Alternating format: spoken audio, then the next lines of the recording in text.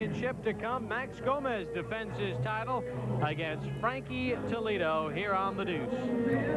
Bob Papa along with Al Bernstein. Glad you can join us. And Al, you take a look at tonight's main event. Max Gomez comes in as the champion, making his first title defense. But it's odd that a champion would come in with a 3-4-1 record in his last 8. It really is strange in a way. Of course, he won his title against Anton Gilmore his last time out. But those people he has lost to in there, among them Junior Jones, Jesus Salud, he had a draw with Rudy Zavala. So he's been fighting very tough competition. And all those losses were close decision losses. So for Max Gomez, we see he's a very quality boxer. And what he needed was a chance against the guy he could beat. And tonight is a proving ground for him because he's taking on a very tough man in Frankie Toledo. Let's talk a little bit about Frankie Toledo. Had a chance to win the WBO championship, but he lost to one of the best in the world. Yeah, he lost to Marco Antonio Barrera, and I don't know if there's anybody better at this weight division or a number of weight divisions than Barrera. He's a powerful, terrific fighter. And we've seen Frankie Toledo at his best, beating Hector Acero Sanchez for one. And he's the kind of a fighter who I think gives almost everybody trouble. He's not just a lefty, he's a very difficult lefty. Yeah, the last time we saw him on ESPN, I believe, was in September of 1994. He beat Ishmael Sanders here at the Fernwood Resort. You know, he feels after his win against Acero Sanchez, he should have a world title by now. And do you really feel it has to do with the southpaw style? It probably does, because after he beat Sanchez, Sanchez got a shot against Tracy Harris Patterson, ultimately won the title. And I think a lot of times they're going to stay away from Frankie Toledo because he's a lefty. And as I said, he's not just a lefty. He may be one of the most difficult lefties to box around in that weight division. Can he beat Max Gomez tonight? Yeah, he can. There's no question about it, because some would even say that he might be on a slightly higher level than Gomez. But Max Gomez is a very, very good boxer. And for Gomez, this is a chance to show that he can get over the hump against a really good boxer. He's had those matches against the really good fighters, has been just a brick shy of the load. Tonight, he would like to feel that he can get over that. Now, don't forget, yesterday, he had weighed in the morning at 120.5 pounds. And then he found out as he was on his way out after having a big dinner that the weigh-in was last night rather than this morning. So he had to work out and shave off maybe a pound and a half. Will that really affect him? Yeah, you know, he says it's not going to affect him, but as we see, he had to go do this, and this on a full plate of lasagna and some dessert and some salad. They even had to put blankets on him.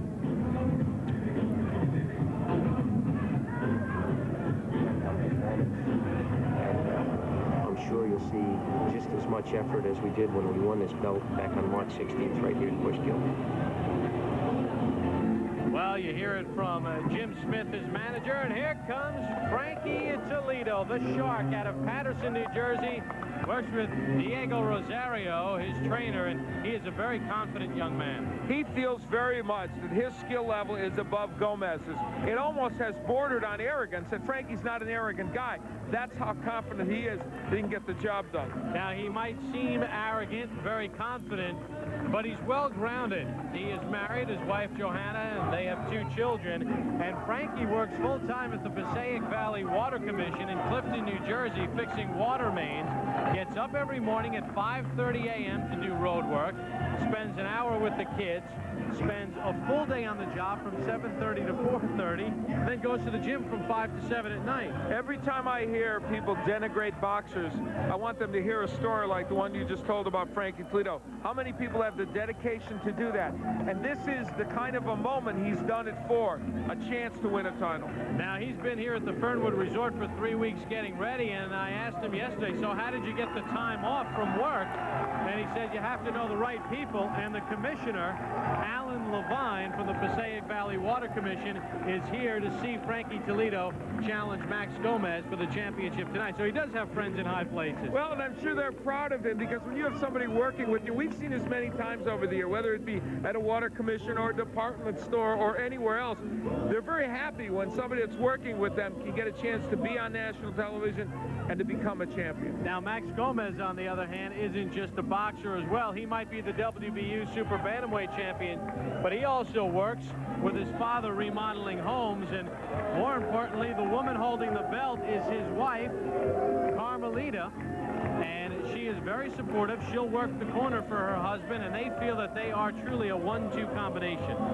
And when you have that kind of support, it helps you in your endeavor, because these are two young men who, as you said, can't always give everything they have to boxing. They've got to do other things. These are two blue-collar workers in the sport. Carmelita works for the Department of Social Services in Denver. Max has been married to Carmelita for 15 years, and she says she does not like seeing her husband get hit. However, she wants to support his dream of being a champion, and that is the 1-2 punch that makes champions, and that's why Max Gomez has a belt. We are getting set for our main event. Let's throw it up to our ring announcer, Chuck Cease. Ladies and gentlemen, our next bout is for the WBU Super Bantamweight title. It'll be a 12-round contest. Our judges for the fight are Mr. Joe O'Neill, Jackie Castellani, and Glenn Feldman, and your referee is Mr. Tony Orlando. Representing the World Boxing Union here tonight, President John Robinson from England. The chairman is Mr. Ed Levine from Miami, Florida, and the supervisor at ringside is Mr. Frank Brunette. All of our officials otherwise will be the same. And now, ladies and gentlemen, from the fabulous Fernwood Resort and Country Club, let's rock and roll! 12 rounds for the World Boxing Union Super Bantamweight title of the world. First off, in the blue corner, the challenger from Paterson, New Jersey. He is wearing white trunks. He weighed in at 121.5 pounds. His professional record features 28 wins, 3 losses, and 1 draw, and 11 of his victories are by knockout. Here is Frankie the Shark Toledo!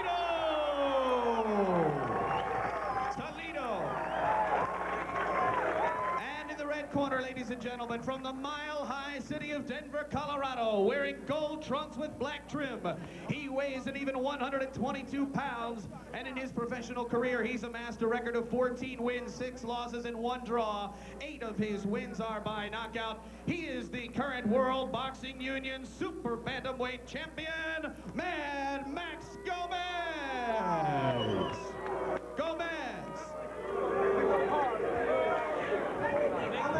Let's take a look at the WBU rules for tonight's main event.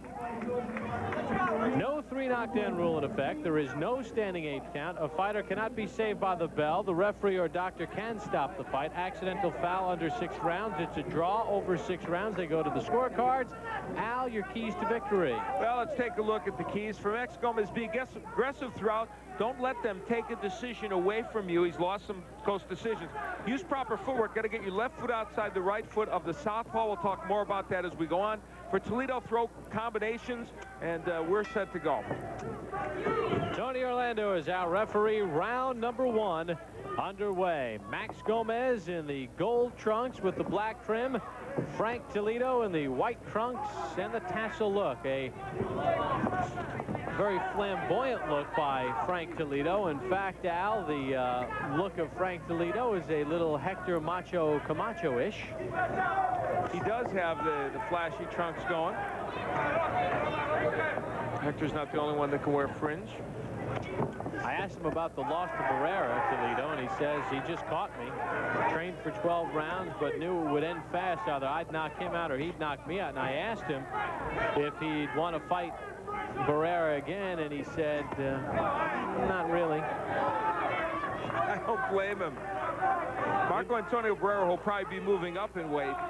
He's like, every once in a while there's a boxer who's an aberration for a weight class, and he is. He's too powerful, too good, and tough for anyone to deal with.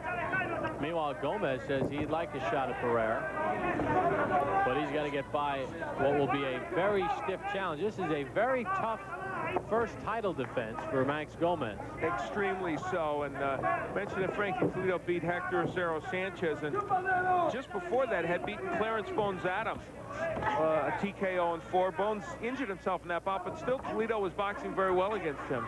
That was also a big win for him. Toledo's 3 losses, we mentioned Barrera, and in 1990, in his early part of his career, he lost to Fred Liberatore, a 5th-round knockout, and lost a 4-round decision to Benjamin Amparo.